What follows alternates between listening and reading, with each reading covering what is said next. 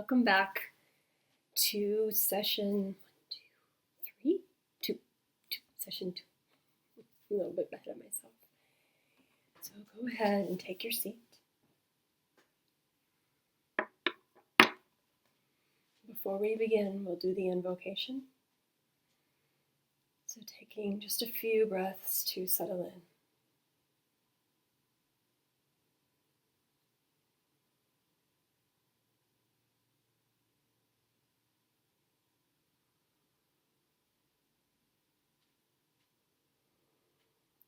Om Shri Guru Pyo Namaha.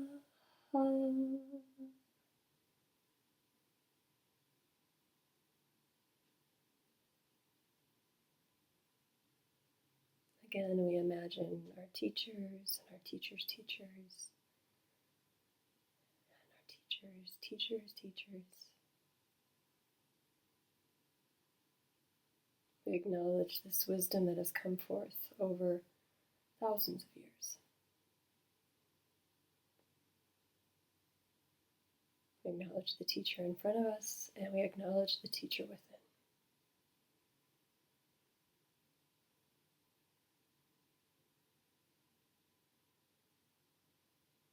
And then when you're ready, you can go ahead and gently open your eyes.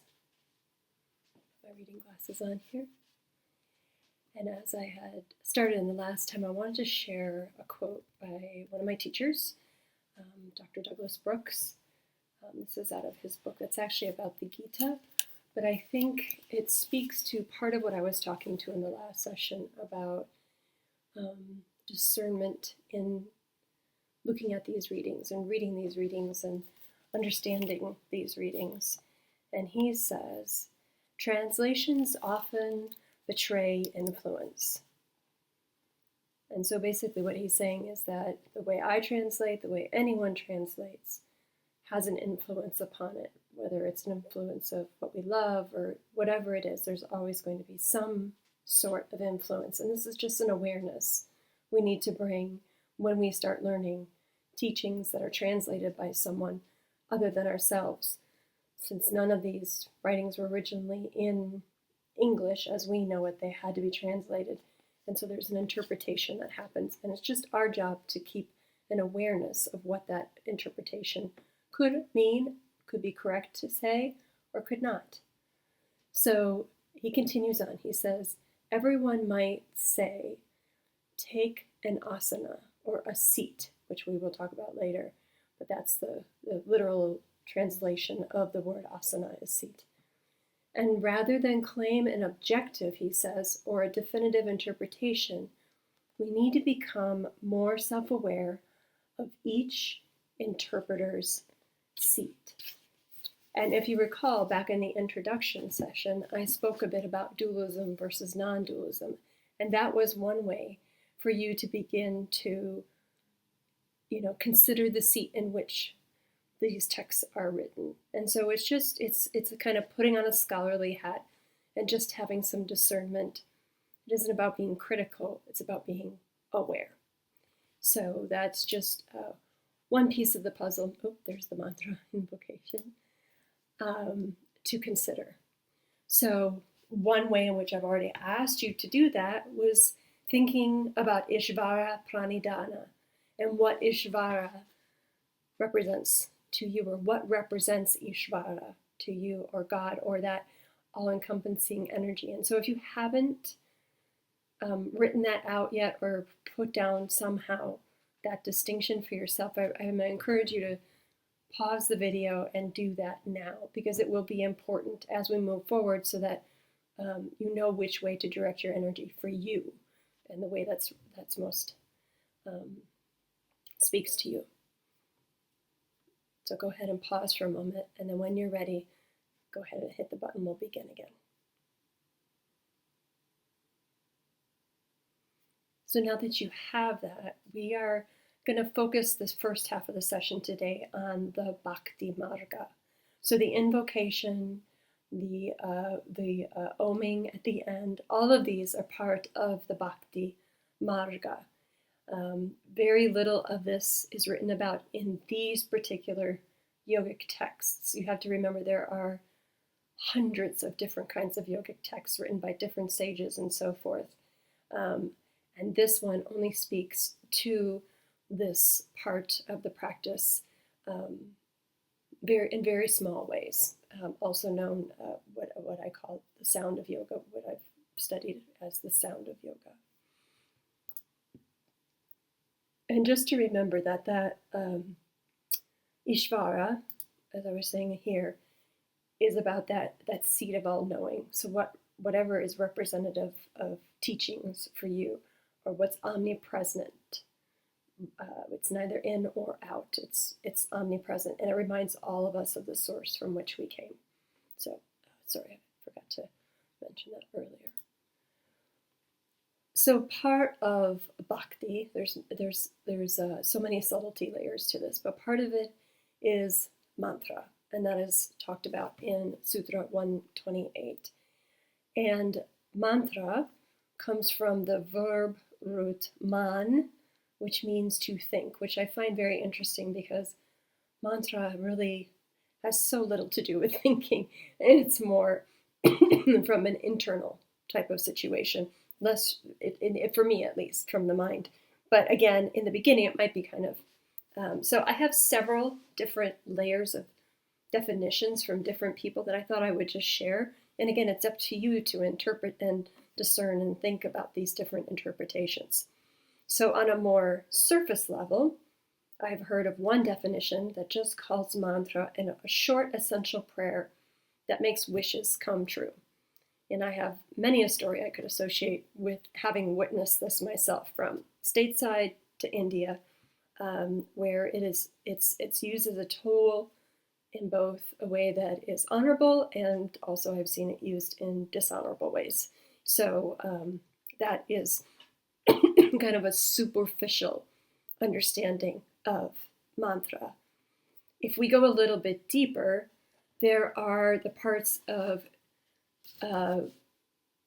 mantra that is just becoming to be known. And one of my teachers wrote it as this, or spoke of it as this. She said, it's part of a great yogic technology for unfolding the higher powers, both of our core awareness and of the vast universe of consciousness.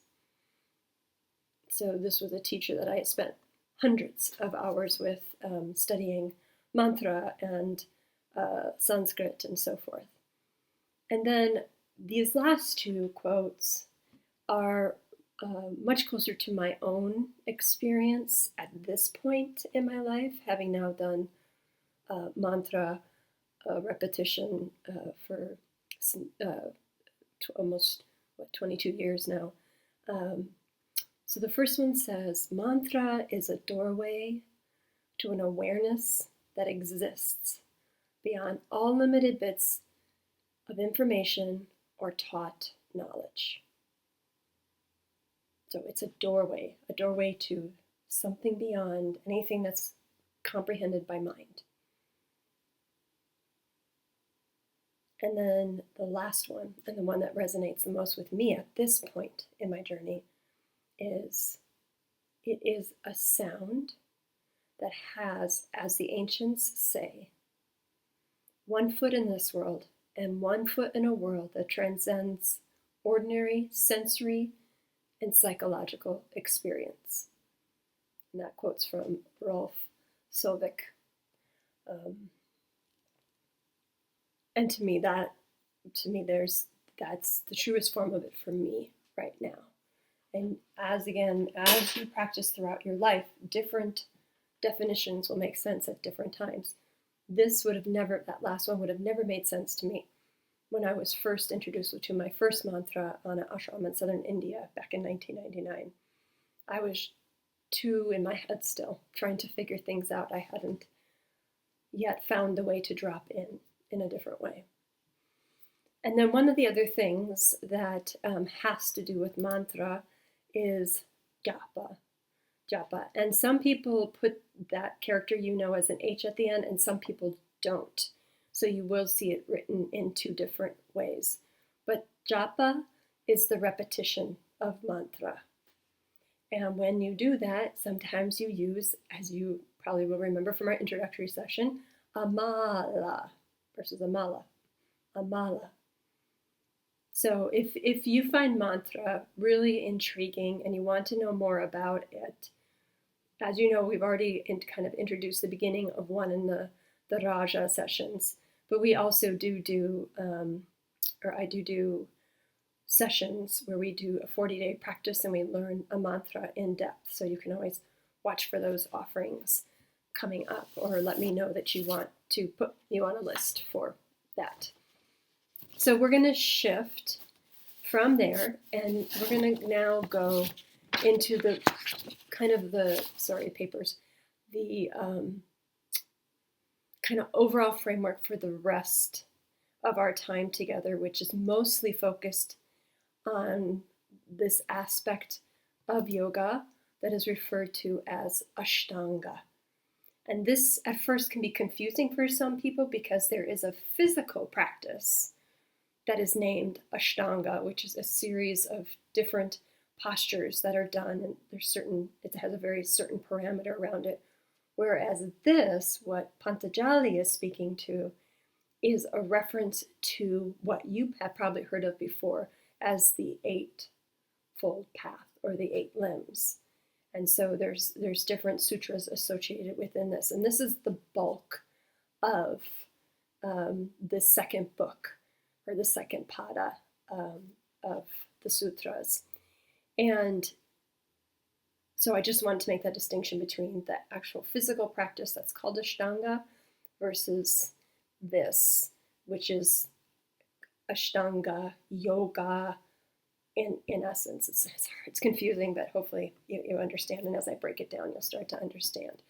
So within the aṣṭāṅga, there are 8 different limbs, leaves, whatever it is you want to call it, components, and they include external disciplines, they include internal disciplines, they include posture, they include breath regulation, they include concentration, meditative absorption, and then the final integration, or what we talked about as samadhi, moksha. So we're going to go in depth. I'm going to describe each one of these. You can see them described here on the screen. So we have yama. Yama are the mental or social restraints, also known as self-disciplines, and they're used to cultivate right perception. They are external disciplines to be practiced continuously, irrespective of place, time, circumstance, or our status socially. Next are the niyama, and the niyama are observances. They are not dictates of an authorian God, but rather they are principles based on an absolute capacity of reconciling the one, the individual, with the many others. And these guides are self-disciplines and may be considered part of a lifestyle or a lifestyle observance or a personal resolution that we undertake to help be part of community as a whole. And then you can see next is asana, and these aren't in any order. One doesn't necessarily come before the other. As you will hear in the podcast that I recommended for this session, there is he talks a bit about that, but just wanted to make clarity here that there really isn't any particular order that they will come to you in. Some might be helpful to make other ones happen. So it's really, again, one of that personal discernment pieces. But asana is postures, as you know, or technically seat. There's pranayama, which I like to define as the control at times or expansion of energy. There's pratyahara, which is sensory withdrawal. And there is dharana, concentration, dhyana, meditation, and samadhi, self-realization.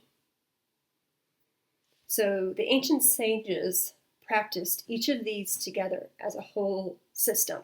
And this isn't something we necessarily see in the modern world. And so one thing you could consider is, how do I begin to, if I'm cultivating that yogic way of living, or working towards a yogic state of being, what are the ways in which I can start to integrate these as part of a whole system? And I don't recommend doing them all at once.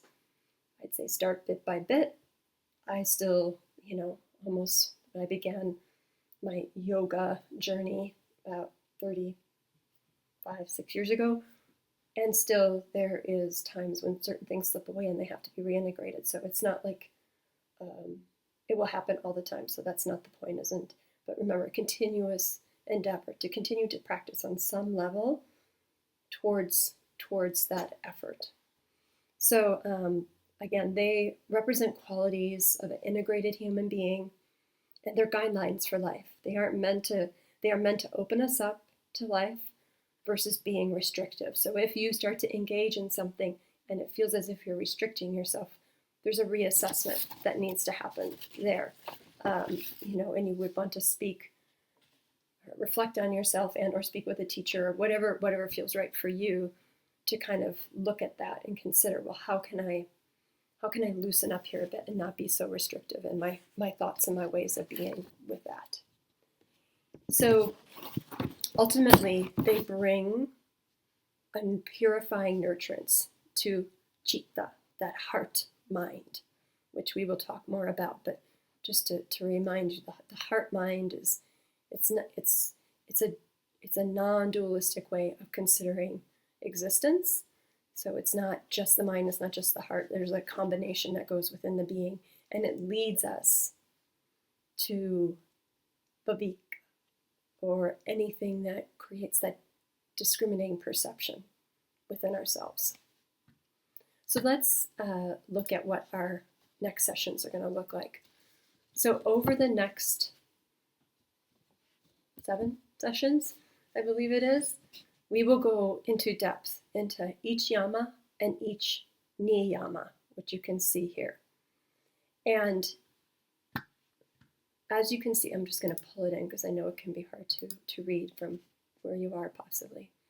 So just remembering, these are the sutras, 30 and 31, which introduce yama, right?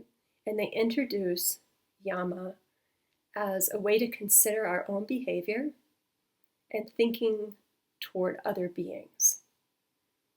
It's about how we treat others, and as a reflection on how we are seen in the world surrounding us. One teacher describes the yamas as our attitudes towards our environment. So the yamas and the niyamas are precepts. Oops, I did it again like I did last time, hit the wrong button. Are precepts for ethical behavior. They're kind of the cornerstone of a spiritual system. And that's why I used Michael Stone's book, because it really helps us bring that into the present day. Because when these things were written, the world was very different than it is now. And so total direct translation isn't always relevant on some level, but if you can get to the core of the essence of what the sutra is speaking about, or the particular Sanskrit word is pointing us towards. So the yamas and niyamas are not concerned with right and wrong. There's a lot of gray there.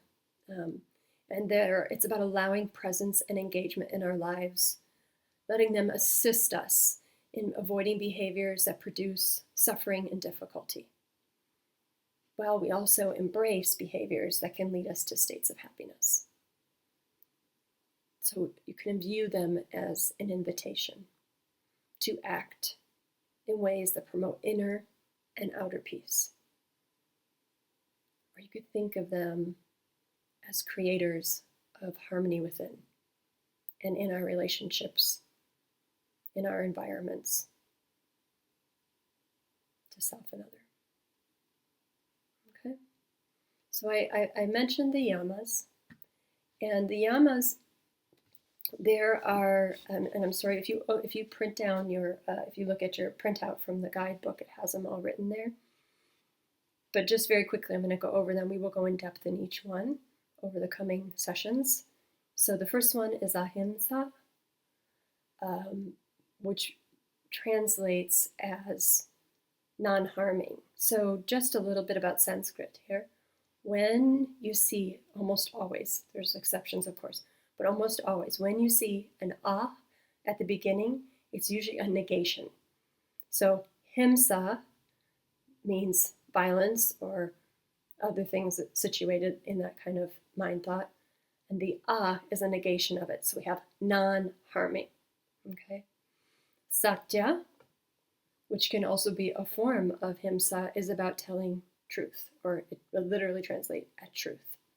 So you can kind of see how those two are kind of interwoven, how truth can be harmful, so forth and so on. As is the next one, aṣṭāṅga. Again, the ah in front negates the word behind, non-stealing. And the words I'm giving you are direct translations out of the Grimes dictionary, plus if it didn't fit quite right for me, I added what I felt they are. So again, this is the kind of thing where you will find what they mean to you as you read different translations and as you read different interpretations. The next one is brahmacharya, and this is one of those words that has translated and changed through time. And I now use the interpretation of it as moderation. So it's kind of like a code of conduct, and it is a path that leads us to whatever that word is that you chose for iśvara. Okay, and then the last one of the yamas is aparigraha, non-hoarding, non-possessiveness, non-grasping. Okay. Then we go to the niyamas. So if you look, I know you looked at this already, but I'll pull it back up. So niyamas are behaviors and thinking toward others. They're codes for living soulfully. So it's one teacher, Dana Farhi. Focus on behavior toward and thinking within ourselves. How we see ourselves, how we treat and speak to ourselves, and how we show up in the world around us. They are our attitudes towards ourselves, says another teacher. And they are, the niyamas are satya, which originally was more closer to the interpretation of purity or cleanliness. And so that has to kind of consider what that means for you, not just on a physical level. Santosha, contentment, peace, a really challenging one to live in times of turmoil. Tapas, that's that concentrated discipline. So we had abhyasa, which was continuous endeavor, which is a little bit different in relation to our practice sadhana. But tapas is that concentrated discipline. So it's not only continuous, but it's concentrated, has an intensity to it. Not an intensity that's, I gotta get this done, but an intensity that's like, yes, I'm here, I'm present. And then svadhyaya, which is really what all of you are doing, is self-study through texts or other ways. And final is iśvara-praṇidhāna, which we've spoken of a couple times, which represents surrender, giving identity to God, devotion to God, or whatever the term is that you choose. So you can think of these as guidelines, okay? And as I said, ethical disciplines. And they encourage us to live in peace with others and ourselves, okay? So that's today. Excuse me. And so I wanted to, instead of just doing Om to close our practice, I wanted to bring in this mantra, which is called the Shantipat mantra, meaning it's a peace mantra. It's meant to invoke peace. And I know that this, you've probably seen this before, you've probably heard it before, and now you know some things looking at this. You know that the ah sound in Shanti is held a little bit longer than all the other sounds. The other thing to realize and listen to when I do it the first time is that that final sound at the end of the last Shanti, it isn't really meant to be extended or peaked in a way, and that has to do with the energetic qualities I was talking about when I first was talking about Devanagari and Sanskrit. There's an energetic quality to every single one of the characters within the Sanskrit alphabet, and unfortunately, when we hold that for a long time, we dishonor the actual transliteration or the interpretation of this sound. So I'm going to invite you once again, as we close out this session today, to either lower your gaze or close your eyes completely. Setting your pens and papers aside.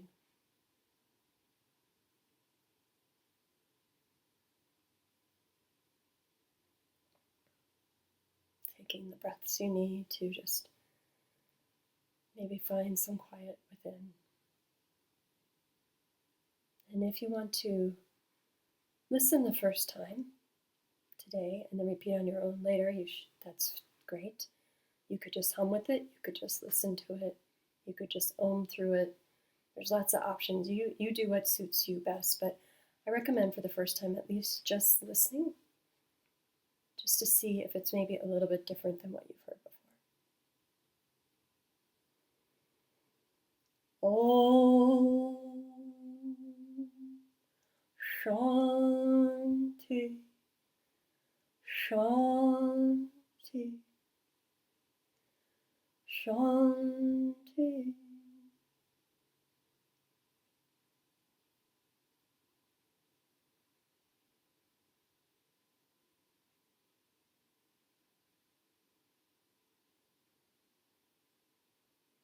And then gently raising the gaze.